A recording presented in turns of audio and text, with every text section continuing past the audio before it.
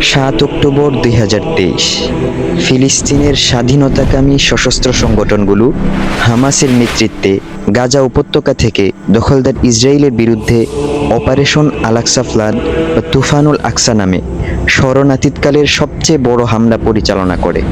এরপর থেকে পুরো বিশ্বের আলোচিত একটি বিষয় হলো ফিলিস্তিন ইস্যু।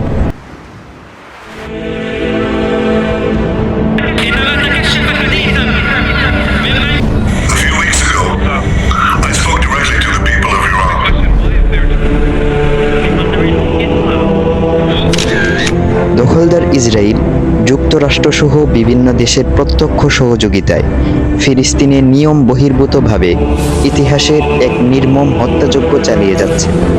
সংবাদ মাধ্যমগুলোর হালনাগাদ তথ্য মতে এখন পর্যন্ত গাজায় ৪৩,৫০০-এর বেশি ফিলিস্তিনি নিহত হয়েছেন।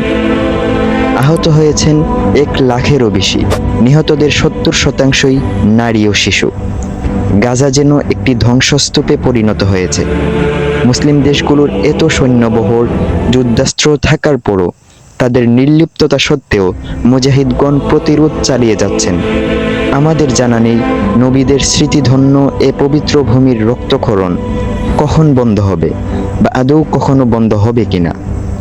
তবে আমরা আশাবাদী অবশ্যই এ ভূমি তার বৈধ অধিকারীগণের হস্তগত হবে ইনশাআল্লাহ।